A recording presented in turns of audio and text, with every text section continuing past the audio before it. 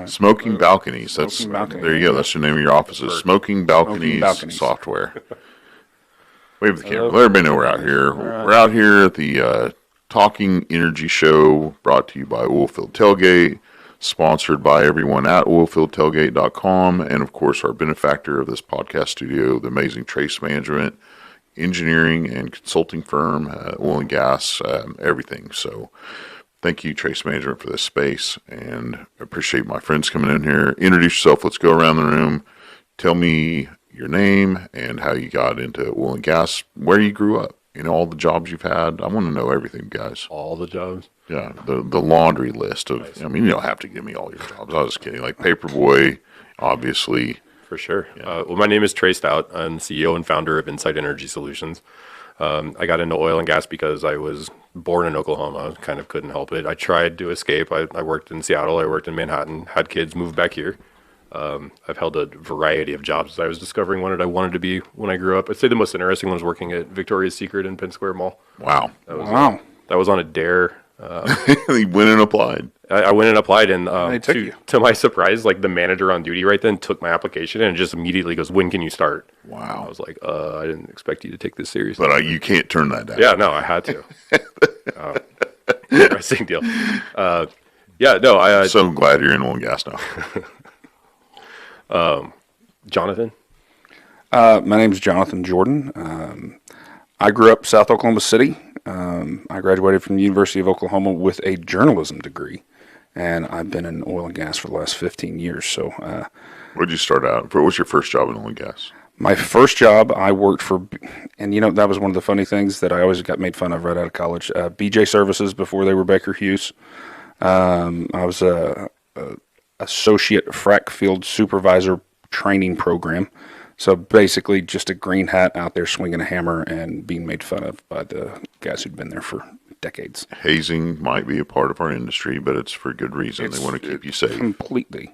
Absolutely. Yeah, if you don't get hazed, how would you know how to haze the next guy? Exactly. Continuity. You have any story? What was some of the things they haze you about as a green hat and a frac hand?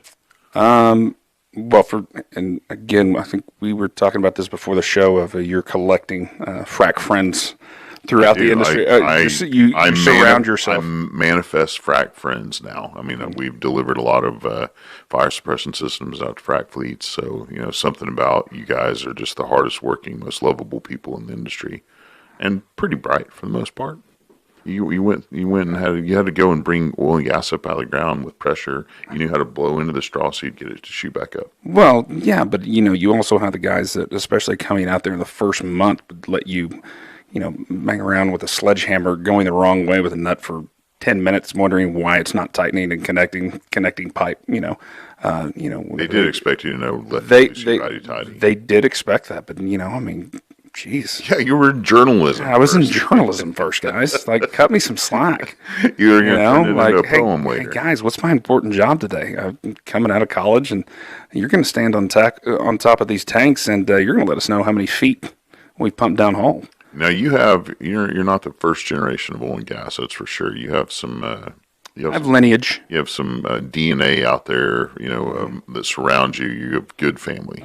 My uncle, he's been in it for more than 30 years. My dad kind of came full circle. He was in oil and gas and then became a stockbroker and then is now back into oil and gas. And so I have some good lineage there. The privateers, I like the privateers. They're a lot of good people. A lot of good people. All your relatives that are in oil and gas that I know of are leaders. You're leaders. Well, and oil and gas education is vital these days.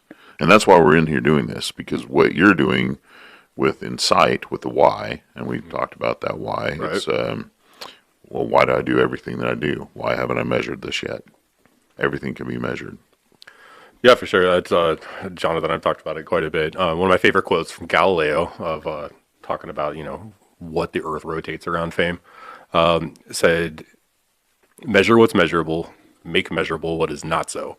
And it's really kind of the foundation of improving anything. If you got an F1 car and you don't measure your lap times, how do you know you're making it any better? You don't measure your fuel consumption. You don't measure your oxygen intake. You don't know what the engine's doing. Oil companies haven't been subjected to real competitive pressure in a long time. because everybody needs it, right? Everyone's kind of a captive audience. Like, I'll take it for whatever, whether it's $4, $2, $8, people still need to go to work, so they'll buy it. Only sort of recently with, advent of the internet, I don't want to talk about too much about international energy policy, but there's much more of a force. Like, we saw oil go to -$7. People would pay to take delivery because it was just overflowing. No one knew what was going to happen with all the COVID stuff. And so we're seeing now the capital getting more sophisticated first. And so the guys drilling holes are downstream of the capital available. And so they've got new lists of stuff you got to know. You got to know what's going on in the formation. You got to know where the water is, where you're getting the water. You just have to know a lot more. It used to be very shoot from the hip. And so until you measure your process in your company, it's very difficult to prove you made it better. And so a lot of what we're doing is kind of just asking the question, like, what do you do when you roll a truck? Why did you roll a truck? What was on the truck? How does it get billed? How do you know if they got paid? And a lot of that, once you do it, it'll lower your insurance premiums. It'll increase your confidence in your own operations. It'll show you new revenue opportunities. It will cut costs. It's just overall health. If you're running an F1 car, you want all the best instruments measuring everything possible down to the guy driving its blood pressure. You want everything. How long was that light, on in the shop, Oh, exactly. over this area without anybody underneath it? Could that be turned off? Sure. You can go into a business on any scale and see what every single person does and their movements, and then every single piece of equipment and their movements and what it does. Like in an ideal I hate to say ideal, but from a sort of a bean counter standpoint, yes, ideally you want everything like that. Like you're saying, though, a lot of it's just inconsequential. So that factory light was on a workbench that nobody used. Okay, it cost you $90 a quarter. It's not even worth talking about. As soon as two executives have a conversation about that light, the company lost even more money. Yeah. And so you have to be intelligent about But as software grows less expensive and the gadgets to measure that become less expensive, you can go after even those tiniest of things. Definitely. Like, we generally find it's just such low-hanging fruit. Yeah. You start talking to a company that's, if they're doing 9 figures of revenue, they're going to have 6-figure problems all over the place. Yeah. So you don't need to talk about the 3-figure problems because there's something way more meaty and interesting that can be directly solved in the next few quarters that's going to show up on the revenue. Do you think that might be, something that we need to turn up in and go back to like the Dave Ramsey kind of thing of like rice and beans and go, but like, whenever he goes after debt, he's like, you wipe out the smallest one first and then the next one, and the next one. Because our industry is really good at like, I'm going to step over that $1 so I can go get that 100, or I'm going to step over that 100 to get that 1,000, or that 1,000 to get the million or 100. Like we go like, that's not important. That's not important. And that's one of the it adds up. And that's one of the things that we talk about constantly is, especially with our focus into the oil and gas space, right?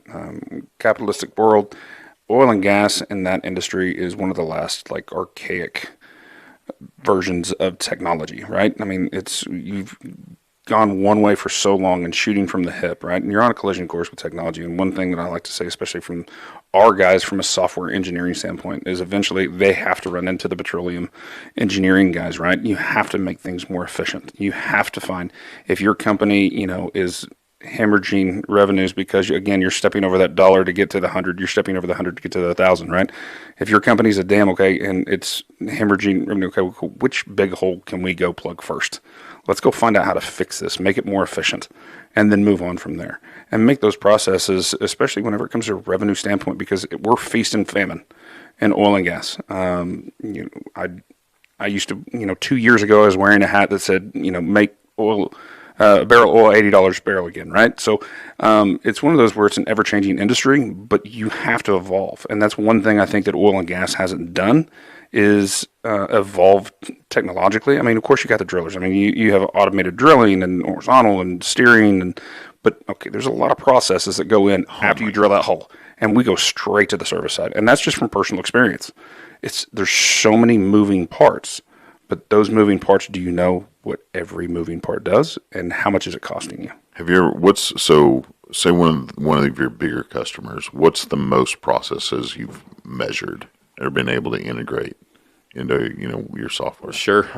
Basically, you're talking inventory, you're talking HR, you're talking like we talked about the lighting. Like, what's the most that anybody's ever like let you in and say measure this? Like we've been pretty far up the skirt, as it were. That's a good term. Down to like even instrumenting the manufacturing process. So all the way down to This guy needs to torque these 6 nuts on this piece of equipment to this many foot-pounds, having 3 different camera angles on his workbench while he's doing it, recording that for posterity with the serial number. It's going in the ERP system. We know which warehouse it's in, how many miles are on it, as it were, if it's refurbed, the last time it went out. Like we got the bench ratings. We know how much pressure it can apply. We know what the lift per stage is on that. We know all the pump coefficients, et cetera. And all of that is recorded. So that thing blows up in the field 3 years later. You can pull it out of the hole. You can basically do an autopsy on it, figure out what happened to it, go back and look at the assembly footage and find where in the supply chain something went wrong. Or nothing went wrong. It was just an outside. Maybe it's just, no one's at fault. This is just a happening. Well, something's always at fault. You just may not want to be a jerk about it, right? Like maybe Todd didn't torque it the right way. Okay, then Todd's not fired. He's great, but we need to like ramp up the training around how important this is. Well, actually got to seismicity or weather, whatever, or just H2S in the field. Yeah, or maybe we need to look at a new washer vendor because what they're sending us isn't rated right for the acid we encounter in North Dakota, whatever. But having all of that is just deciding that this is valuable info. When an engineer is assembling a product of ours, that shouldn't just be in isolation. Like it shouldn't just sort of pass the inspected by number 7. We have every bit of which part, where we got it from, who we bought the washer from, what truck it was on, how it ended up in that pump or that intake or that seal, whatever. And so you can get really detailed in there. And a lot of that adds cost, but it aids in training. It helps understanding what you built. It lowers your insurance rates because you can show how it was put together and you have safety and testing steps for every piece of assembly. Or now, guys, the big boy on the block, ESG, it brings in investors. Very much so. It provides access to capital. What do I want to find out? I mean, I was an opponent, if you will, of ESG because I thought everybody was going to lean more on the environment side. But then now as I get into it, the safety and the governance, well, the governance isn't so much about, as much as, we all thought it was going to be the social stuff. It's investors going, hey, oil and gas, we know you're a good investment, but don't burn through our dollars without transparency anymore. Well, and look at the industry now. I mean, any MSA that has to go out now has to have ESG compliance, right? You have to have it. Yeah. Investors want to invest in us, but they want, I don't want to like, that didn't work out. Sorry about your luck. You don't have any more money. It didn't turn out as we thought. I'm not coming back to your industry, or I am with new parameters around how this will go in the future. I also think that's kind of the guidelines, right, for private equity now is, okay, this is more of an assurance that we have that we need to focus on the industry. I get it. Now we're going to partner with ESG. And really, we were always ESG all along for the most part in the fact that I don't want to waste money. I just don't have the tools until now with your capabilities. Again, I mean, to my point, they're making you measure stuff you didn't used to measure. We didn't have the ability. Exactly. So now I can measure company A versus company B and be like, well, this is more investable. I believe more strongly my dollars are going to come back. And you can't improve the process without measuring something. So ESG is capital's way of measuring what we're doing with these holes in the ground. But that makes more of a secure oil and gas industry for America, which makes us, more free, have more security for our energy, and protect ourselves. Like you said, we don't want to talk too much about the rest of the world and energy policy, but we can protect what we have here within our own borders to be able to provide what we need, plus the rest of the world and their increasing needs because of world policy and world politics. And I think that too, especially coming from a technology side, and this is one of the reasons that I joined Incyte, is the capabilities of technology now for oil and gas are continuing to grow, right? But we were at was it a panel? I believe it was a panel with different representatives. Petroleum Alliance. And one of the representatives, and I won't mention his name, but it was literally talking about the problem that our government is sanctioning, oil and gas and energy. I mean, we're sanctioning ourselves, right? So we have to figure a way, whether it's technology and being ESG compliant and going through that, we have to be sustainable. We have to be efficient. And if this is the way that we're going to measure, then this is the way we have to go. But technology is the new way of getting there. Yeah. And I said this before, there's a book out there right now from Alex Epstein, Fossil Future, which on and on again shows, just the fingers of how far out our energy reaches. And within that is the ESG and what we all know is without that investment, we're relying on solely production of the dollars that produces. So if that is the case, then it's got to be ever more, creatively utilized in those technologies, the software, which will make us efficient down the road and build in what we're going to future-proof our industry with what you're doing. Oh, definitely. I mean, just imagine some other country, right, wasn't sanctioning itself and went full tilt R&D and used like 11% of their GDP in just oil and gas research. It would not take them long to catch up to our production ability. Like most companies don't do it. They don't have access to the resources. They don't have access to the capital to try. They don't have access to the fields. So we have a very sophisticated capital market. It's very easy with a good idea to go just get $10 million to do something. Is it? It's shockingly easy if it's actually a good idea. But you just don't have that opportunity somewhere else, right? You can't, I live in, I don't want to throw out any examples, but if I grew up in Belgium and I want to revolutionize drilling technology, my options are very limited. I have to get educated there, convince somebody else in another country to give me. I'm definitely not going to attract New York capital to my Belgian mining situation. It's just very unlikely to happen. So, is that what attracts you most to oil and gas? You think is just how vital this is? It's critical. It's energy independence. If you need someone else to heat your house in the winter and keep your kids warm, you're going to do what they say. And it's just so American. I dug a hole in my yard and now I got a Rolls Royce, man. It's just very American. And it all started that way, right? Jed Clampett shot at some varmint, right? Oh, that's and we all know the story. Yeah. Well, we hope that there's young people watching, and we're doing some energy education here, and they may not know about the Beverly Hillbillies at all. All right. Well, but they're obviously a true story. Of course, that's a very true story. But we were actually talking about this the other day, but I mean, that's one of the things with oil and gas too, is that age gap. There's a 15-year age gap in between, right? It's, we've got 40, 45 and below, and then 60 plus. And so you're seeing that age gap, but you have the old guard, as it will, they're exiting. It's time to go. Okay. 2020 and with COVID and all, okay, that was the last bust I can take. I'm done. I'm cashing in my chips. Time to go. It's moving on. It's acquisitions and mergers, and that's one of those where I really focus whenever I'm asking questions of these software engineers is the what if questions, right? What if I needed this done? And I'll give you a perfect example just for personal experience from a chemical service side. We were joking a little bit before we started this podcast about, I picked a great time to start a chemical service company early or mid 2019. Perfect time. And then we go straight to, negative, and the wells are shut in. Nobody's ordering anything anymore. And it's one of those, okay, well, how can I do that transition? And I think you're getting a lot of that now with companies that are merging and acquire. They want to get more vertically integrated. So we're gonna add a service company. We're gonna add a wireline. We're gonna add a mud company. I mean, it just the pieces of moving around to try and fit the puzzle of what they want for vertical integration. But do they know the actual cost? Because the service company that you may purchase has a completely different software system of what you're invoicing, right? Of how you do inventory, of how you do emails.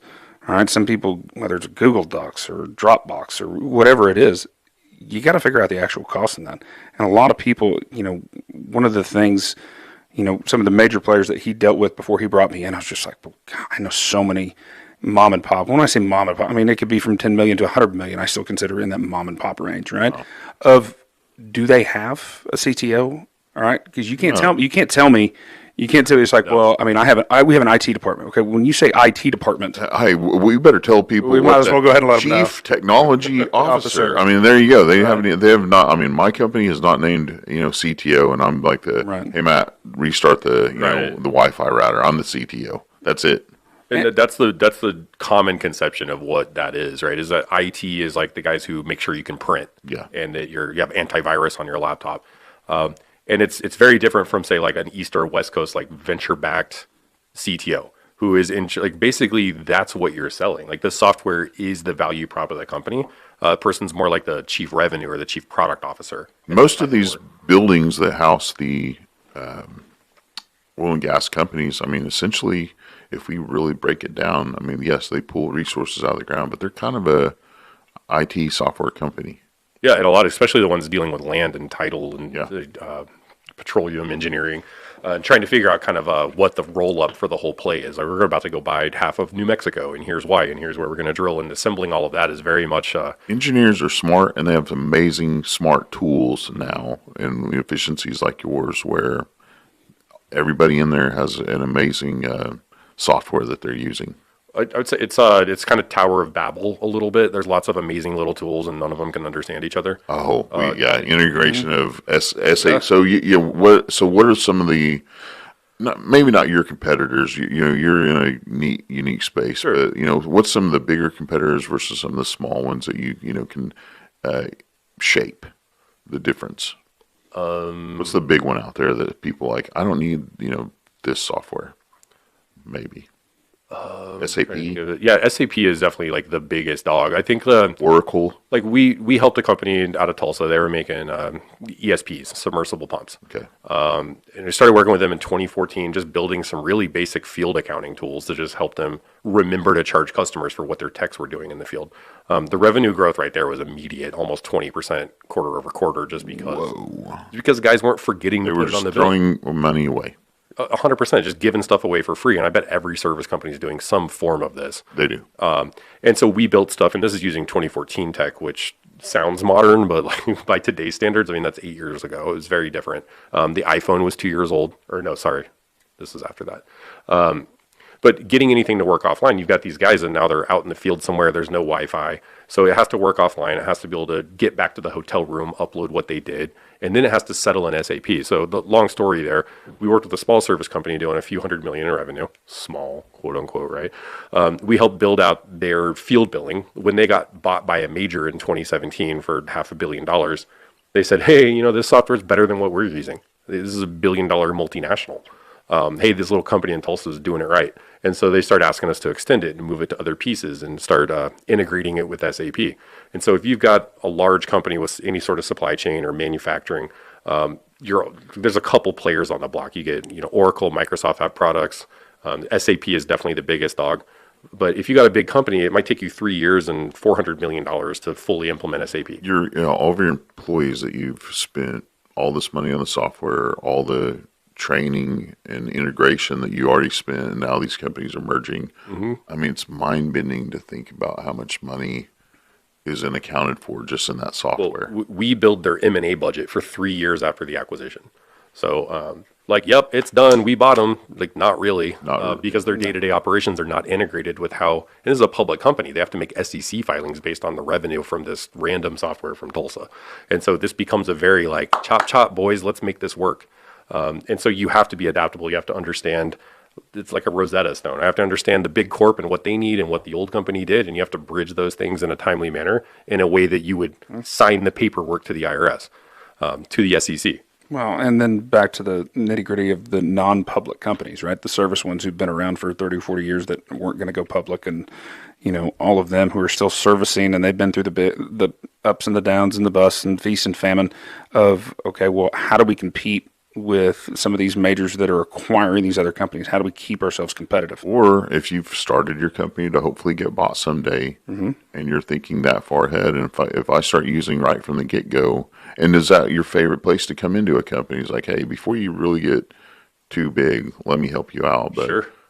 You can go and think about, well, I'm future-proofing my company to either succeed, when a lot of us don't even plan on success, right? Invest in yourself and plan on success. Well, and it's that scalability, right? I mean, even from, you had all of these during COVID, right? You had all these software companies that were coming out and IPOing for these big numbers, and I got the next best way of, here's the platform we're going to use. And the one thing that I know that you don't like to talk about in this is everybody has a new dashboard for something, right? Here's what we're going to do. You get your user login for a dashboard, and this is how much easier it's going to make. Well, the question is, especially from the oil and gas side, right? You have the mergers and acquisition. You have to figure out that gap analysis of, okay, if I'm going to go out and acquire a company and I'm going to spend, let's say, $100 million, is that the actual figure? Because you're still going to have to go back and retrain. Let's say you buy a service company.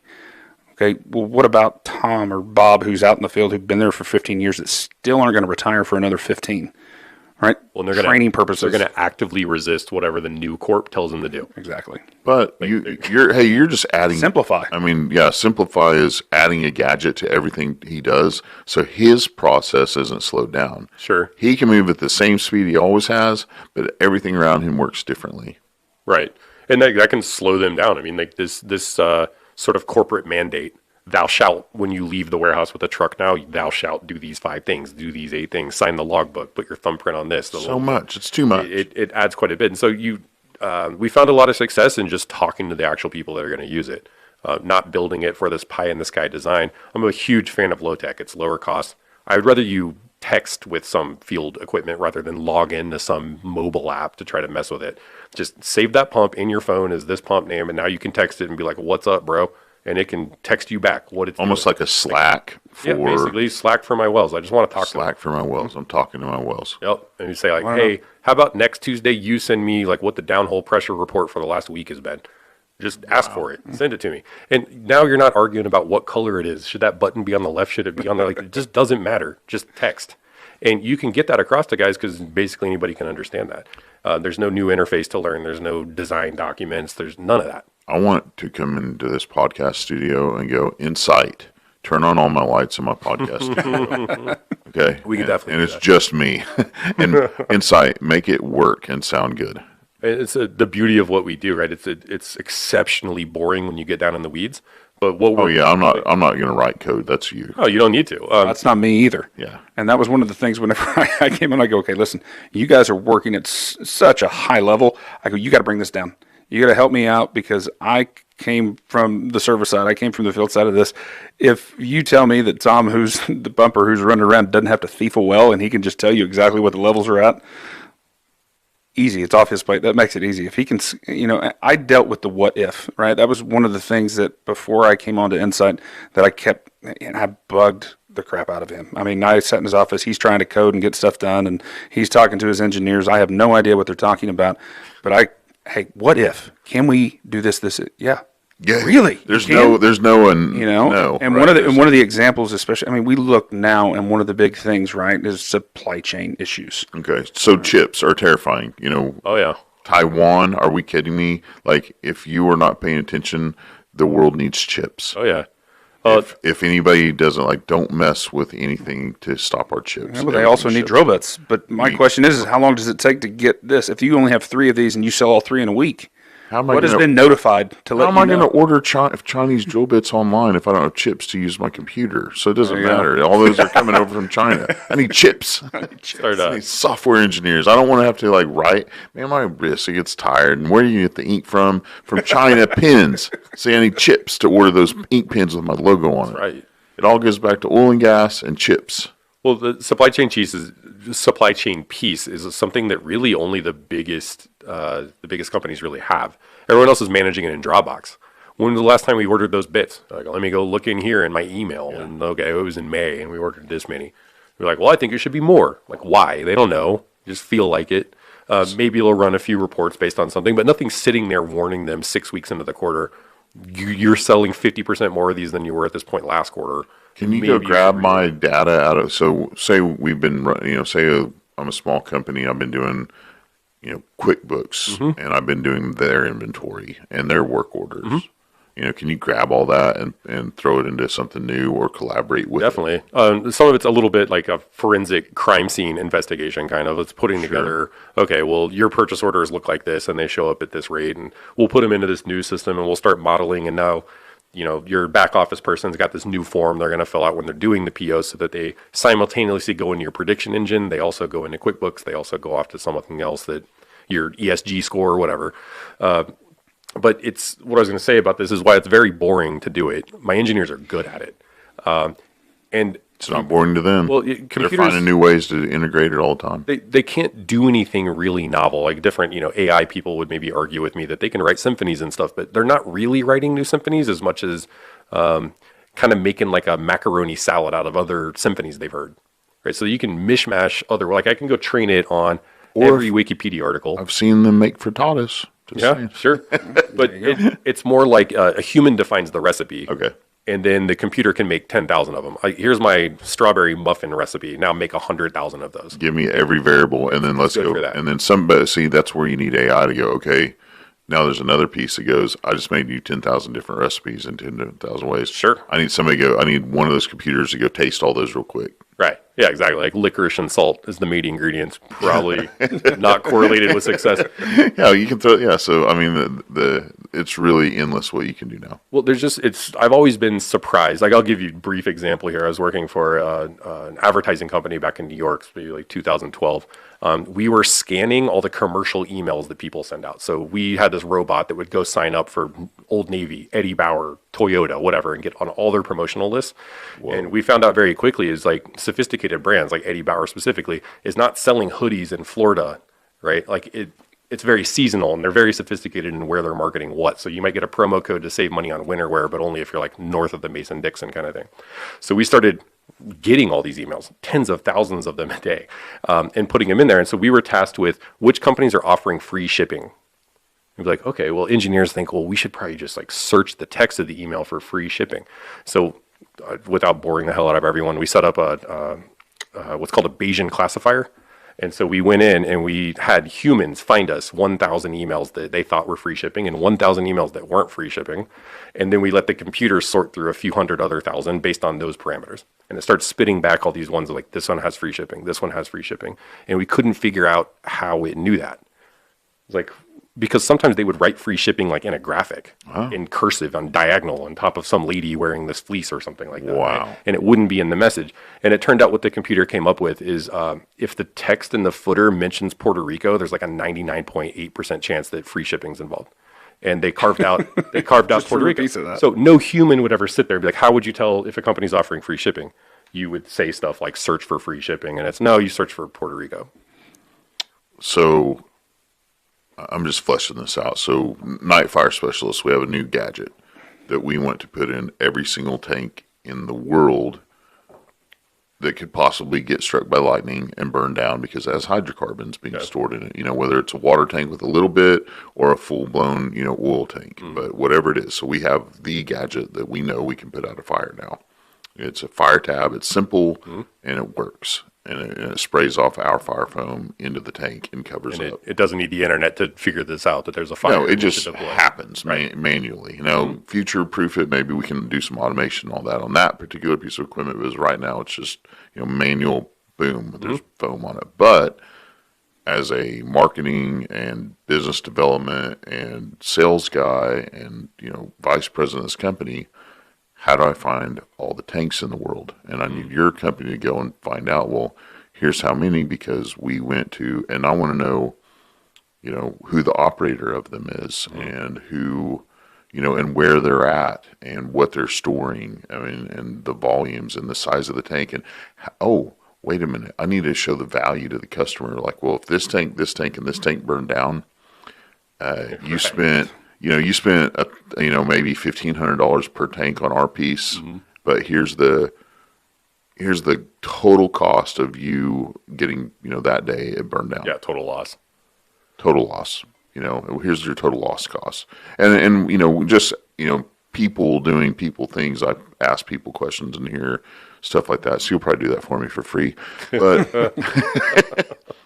like we found out, like there's roughly 1 million wells online that are being recorded. They're producing oil and gas. Just for enough people were asked by me that we know of. Yeah, but then for the environment, the ESG side, and for people now delving into orphan wells, can software like this be tasked with going to find the true number of orphan wells out there? That right now there's probably 8 million that, people can kind of find pretty quickly, but, is it 3 or 4 times that? Sure. Sure. And how many really need to be plugged and abandoned, or with the new technologies available, can you have the software come up with ways to go, you know what? This may be a plug and abandonment candidate to a major operator, but really we could sell this, and somebody, with a small operator, it's like, Marshall Hall was in here and he buys wells that we're producing 3 barrels, to him, like, that's a gold mine. I don't want to plug that. I'm gonna double that. I'll make 6 barrels a day. I'll have 3 of those, and I have enough money for me.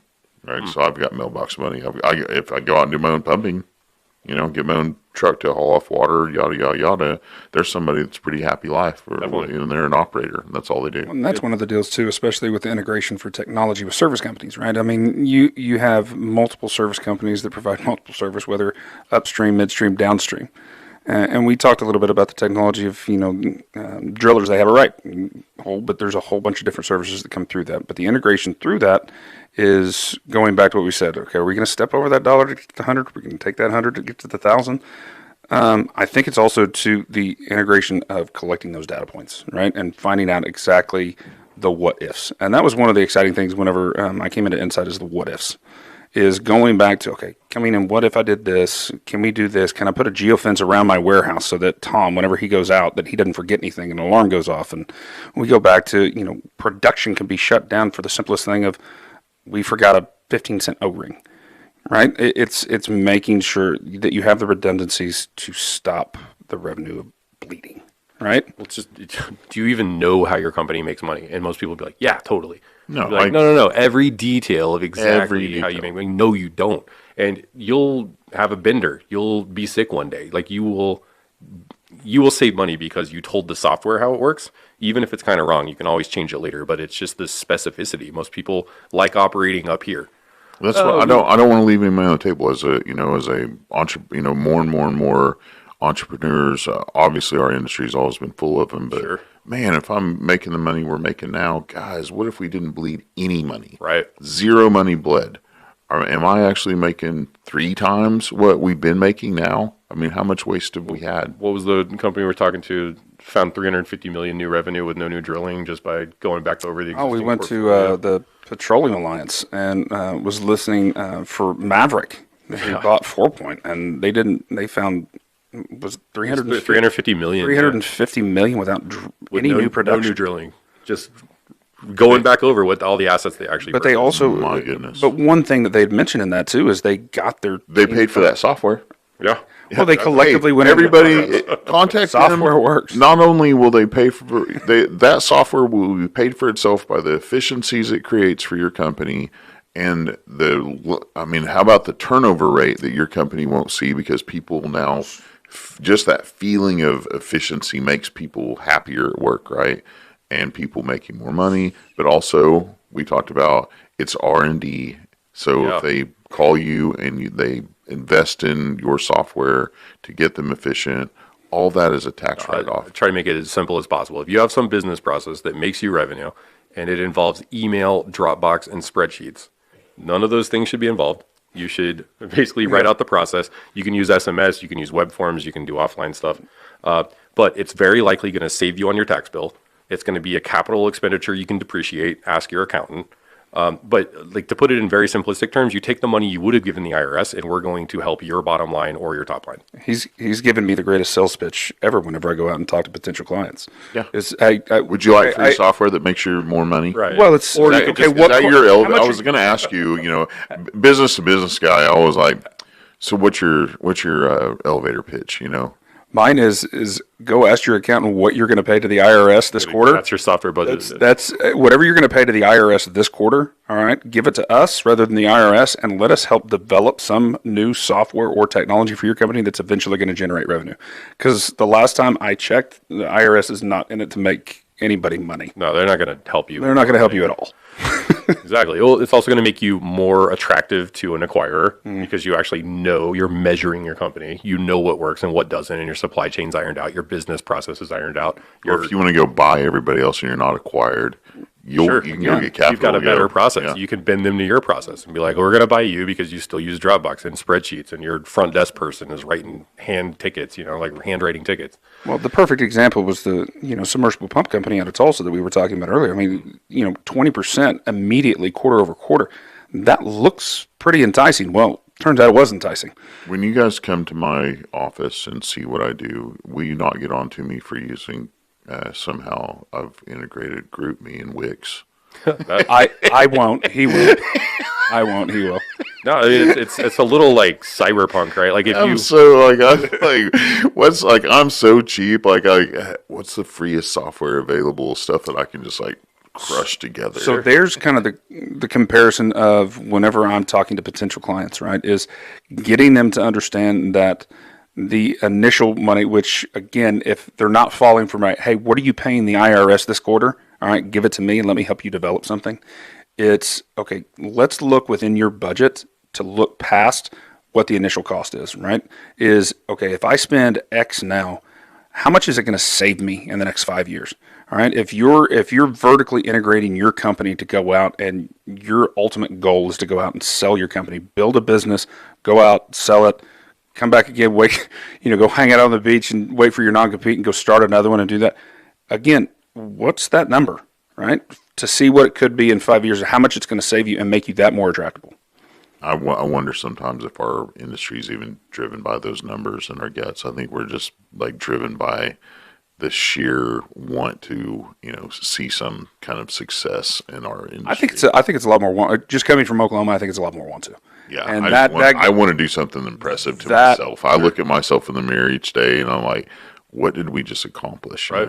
Did I go out personally and put out a fire? And get to go on an emergency contribute call. somewhere. Did I get to save one life? But that's what you got to love about this industry, right? I mean, what's the more American thing that you can do, right? It's like go ahead and tell me I can't do something. Yeah. Let me show you I can. I mean, money, and you get to the maturity level that we're at, and the wisdom level we're at, and the want of education. And I see all these young green hats, and I get goosebumps and sentimental. I remember it. They can bring a tear to my eye just watching these kids that come up, and I'm like, you are a candle wick waiting to happen. You have covered in hydrocarbons. Like, I can't wait to put fire suppression out here just so I can feel a little bit better and sleep at night when I flip open that light, and I'm like, where did my energy come from? That kid out there that is going to be saved. Right. Well, and look, when we first got into it, and whether it was whether it's in software or cutting our teeth in oil and gas, it's always evolving. It's like, okay, what am I going to learn today? Yeah. Because that's one thing with this industry, and I always I keep asking questions because it's always evolving, right? And I think that's one of the things, especially with the age gap that we were talking about, right? You have the young guard coming in, the old guard going out, right? One of the things, whenever I was talking to some members for YPE, right, was what's some of your advice? And again, I'm almost 40, so I'm still considered, I guess, a young professional in energy. I don't know is the best answer, right? That's the one thing I continue to is whenever I came in and before I joined Incyte, and he was explaining, I gave him, I have no idea what you're talking about. Please explain this to me, because you get a lot of people who, especially with oil and gas and acquisitions and mergers, and they go off on the just say I don't know. Yeah. All right. What's going on within your business? Like, every detail? Absolutely. Say I don't know. And let's figure it out. And find out more. Say, I don't know. I'd love to hear what you. I'd love to hear what you do. That's why. I mean, this is my low key way into everybody's business, is because I want to be in the know of every single thing that is happening in oil and gas, from the guy who has the money investing to the software who runs it, so that somehow, some way, we bring in the next generation. So the green hat that was helping you. Yeah. And more, what you're doing is going to replace what somebody swinging a hammer does.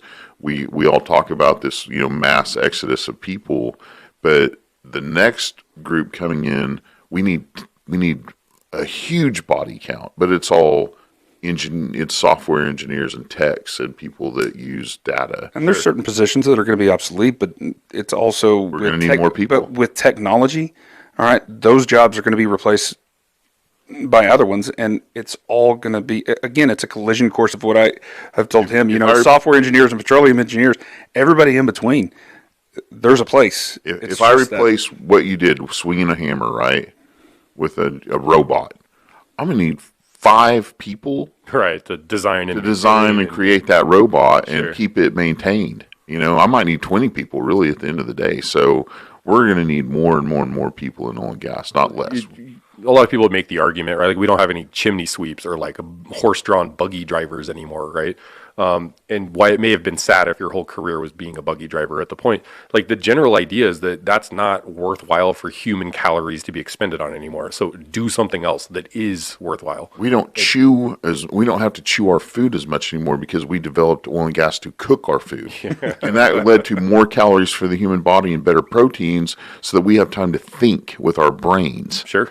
And come up with cool software. I mean, that's just the evolution of a chimpanzee spends how much of his day chewing leaves. To improve is to change. You cannot improve without changing. You're not going to magically get better just doing what you're already doing.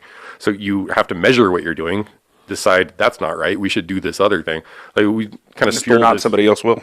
Yeah, exactly. And someone else is doing it. I mean, I think one of the healthiest mentalities as you're working on this stuff is to think there's somebody else like me, building something like what I'm doing right now. No one else does what Incyte does. Sorry. I'm going to say it. I'm going to say it right here.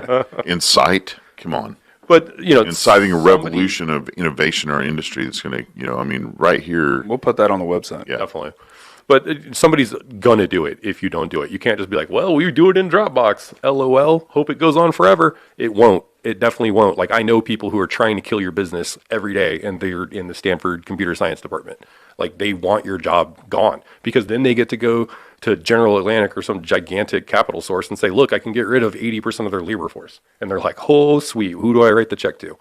And so they are actively trying to kill what we do here. So if you don't catch up and become attractive to them or at least competent to them, you're not a threat. You're just a roll-up target. Wow. I love all this. Well, oil and gas is forever grateful to smarter people than we deserve. Well, I don't think it's just not so much smarter. It's just kind of threat assessment. Like if you're running your military still on some Greek tactics, right? And now we've got man-portable anti-tank weaponry and like full satellite coverage. Like I do think that more of our equipment needs some, cool turrets on it. I agree. We should definitely incorporate more oil and gas and military tech together. I am really scared of military tech, but you've probably deep dived more than I have. I'm very scared. I haven't gone down that rabbit hole yet, but yeah. I mean, first of all, they're going to develop stuff that we can probably, oil and gas is very good at coming up with neat stuff that the rest of the world probably uses now, like besides hydrocarbons. Sure. But so military also does the same thing. We all benefit from GPS and whatnot. So Facebook. Yeah, well, okay, maybe Facebook, but I like GPS. Out in the middle of nowhere, in the middle of the night, I'm finding that well site. Oh, very cool. And now you know how to track assets. Sure. Because of that. Oh, 100%. Whenever I came on, one of his software engineers, innovate through technology or get destroyed by it. Right. I mean, that's basically it. And, I'm not all Terminator here, but I mean. Well, it's just it's the game's up, right? If everyone's got muskets and you invent an Uzi, right? Like, how long can you get along with saying, like, we don't need those. We have esprit de corps and we have better uniforms. We have better training. We have EFRAC now. Like, eventually, somebody with zero training in an Uzi is going to wipe out 20 musketmen. Like, no problem. Now we now know how to put more proppant in the hole and our better mud systems. Yeah, sure. Well, our trucking routes all across the country, just to get parts from A to B, so all the service companies, operators work together. Trucking routes are now, computerized. Oh, yeah. So that truck can go to this many tanks to pull off this much hydrocarbon to get back to the plant. You can't operationally afford to not do that. You will not be a competitive trucking company unless a computer is helping design the routes. Like, you just can't do it. You will be like, I wonder why we can't make any money doing this with one guy. And there's the problem, right? I think with the rest of the oil and gas, whenever you're trying to connect everybody vertically, right, is there are still companies out there that don't have a tracking system. There are hotshot companies that have been around for a long time that still don't have a tracking system. They get a call. Absolutely. Somebody calls somebody else. Well, and a perfect example, too. I mean, innovative technology over the last 8 years. I remember being out on wells and being a green hat. And I remember the next big job that they gave me, right, was, okay, you're going to get up on top of this sand hog, and then here's the lever that controls, the conveyor that goes into, to go down hole. It's like, okay, make sure you don't oversand the box. Well, how do I do that? Well, you have to watch it. Now you have portable proppant silos, right? That watch it. Wow. You have remember having to watch it. But human eyes are expensive, right? But now you have portable proppant silos that are dialed in to the blenders that are run through a program that dials it in. It takes that human error. I mean, I've been on a few jobs, thank God I wasn't one of them, that over-sanded a box on a blender and we sanded out. And you're talking, thousands and thousands of dollars shut down by human error. Well, how was that fixed? Well, okay, daggum, we're having these errors. We sanded out this many jobs. I wonder if we can get proppant delivered beforehand, exactly how much we need, tie it into the blender to pump it down a hole at a high pressure and make sure that we don't sand out. Oh. You can do it all now. Nobody's on top of a sand hog working a lever anymore, I promise you that. Well, we know there's nothing you can't do with the right software. So what are before we wrap any of this up, what's some stuff you want to be able to do that just can't just yet, but you see it coming in the future? Is it the right hardware that goes along with your software? I mean, obviously you have, like I was talking about Pi earlier. Raspberry Pi, exactly. $5-10 out of the box, yada, yada. You can add all these attachments. You guys are way ahead and you're using cell phone, boards. No, we're able to piggyback on the fact that we've built like 10 billion smartphones in the last, I'm forgetting the total number. It's like 100 million. I'm trying to remember the numbers. Every single human on Earth, right, has some sort of... Yeah, there's like a couple smartphones for every person on the planet, right? That has driven down the price of memory and screens and processors and everything else. And so it's enabled us to put these devices where formerly people wouldn't even want to spend an extra $50 a month on some well for the monitoring. It's like, I don't want to the point where you can give it to them for free now. It costs like $1 a month to rent a phone number. And the software is the profit center instead of the device. It certainly becomes a profit center. You can go to a service company and be like, look, not only will you be more operationally successful because you can talk to your gear and get reports from it. Because the computers some of them are not much bigger anymore than the SD card or the cell phone card that goes in them. I mean, that's a long way from $4,500 plasma screens back in. Yeah, 100%. I mean, that's what I was saying. I've seen some computers where the chip for your phone, and then the computer around it isn't much. It's not at all bigger. It's really all the interfaces to other types of sensors and stuff. So the GPS antenna or the cell radio. The Apple circles that people can track by just like if a cell phone comes near it, sends all this data, yada yada yada. Well, and that's one of those things too. A lot of technology there. And that's the innovation of technology is stuff even 4 or 5 years ago, right? Is now obsolete. 5G technology. I mean, tying in. Well, that's what I mean. So, like the cellular network is better. You have way cheaper access to GPS and satellite. My OnStar for unlimited data every month. It's $25. They still have OnStar?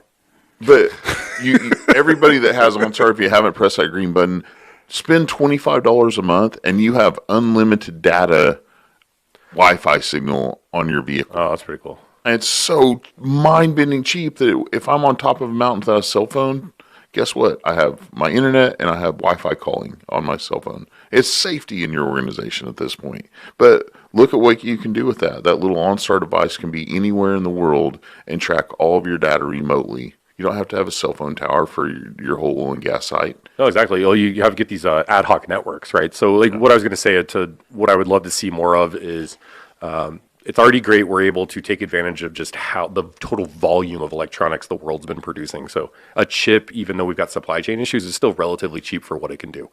And I can take something the size of an index card and slap it on a surface drive and now give you a window into the entire world of what's happening there. Anything we can hook up to it. You get was there any rainfall? What's the barometric pressure on the surface? What's the downhole pressure? What's the downhole temperature? Basically anything. And I can put it on fancy charts. I can give it to your accountant. I can give it to your ESG guy, your ops guy. It's not only going to make your company more reliable and give you a better picture of what you're doing, it'll provide new top-line revenue ability. That's the one thing I don't know if anybody's measured. I want you to find out if you can. How many flare stacks are running in the U.S., and then how much is each one of them putting out? It reminds me of, this is a classic interview question, at least amongst engineers. How many gallons of water flow out of the Mississippi every day? I haven't measured that, but you might know. I don't think anybody's measured it. I think like the interesting takeaway without getting into you have to then find rainfall and charts and all that stuff. It's more of a question to see how somebody thinks, but basically you can go on rainfall, you can go on the surface area of how big you think the delta is and how much would move past a minute based on the water volume. But what's cool about it is any engineer that starts like laying out their deductions kind of arrives at the same number. Yeah. Whether processes it's really right or not, change, right? but so at the end of the day, you're probably going to be able to find out how many flare stacks are in the U.S. running. Right. So, like, okay, you have to ask questions like, why do you flare a well? I want to find out. Where Yeah, are well, the gases you're using? but with at least we'll have the data, like how many wells. Knight is very interested in finding out exactly what that number is. Oh, I love. Hey, our nerdy friends will go find numbers for us. We just have to give them the task, and I like 6 months from now, I'll get a text like it's 73,000. I'm like, what is it? What are you talking about? You asked me. I spent like months. Like, oh yeah. Now I googled it, found it. Never mind. But I decided saw it. Yeah. That's great. So, elevator pitches, where you came from. How do people get a hold of you? Because I'm gonna get you guys wrapped up because I want to make sure that you guys are episodical. Okay. I want lots more of this. I want to find out, where you're at all the time, and I need you to come to my office and make it more efficient. Definitely. And also bring guests in. We have an extra seat here. Okay. So anytime you find a nerd that wants to like nerd out on software for oil and gas, well, and I think that's bring them in. I think that's one of those where bring your customers in here. You let them give you reviews. Oh, that'd be I think that's one of those where you and I can kind of sit to the side and you can go ahead and give off an episode just for a tech talk and just let the software engineers, we can just sit back and we can learn as we go, because that's what I'm still doing. I'm taking notes right now. I'm recording this. I'll watch this over and over again and go, what did he say you could do with that? Well, definitely call Jonathan. You can find all our information, Incyte, and that's with a Y. Incyte with a Y. Incyte. Why do you do what you do? Make it better, make it faster, make it stronger with Incyte. IncyteEnergySolutions.com, and my contact information there, and I will be more than happy. We'll come hang out with you. Guys, God bless you for putting up with me. We've had 2 or 3 full episodes that I just forgot to record earlier, and now this one was the best one. Absolutely. And we're going to wrap it up here, and we'll see you next time. Take care. God bless. Go to oilfieldtailgate.com. Thank you, guys. Sign up to attend every home game in Norman. Be a sponsor. Be part of this. We love you. Bye. Bye, guys.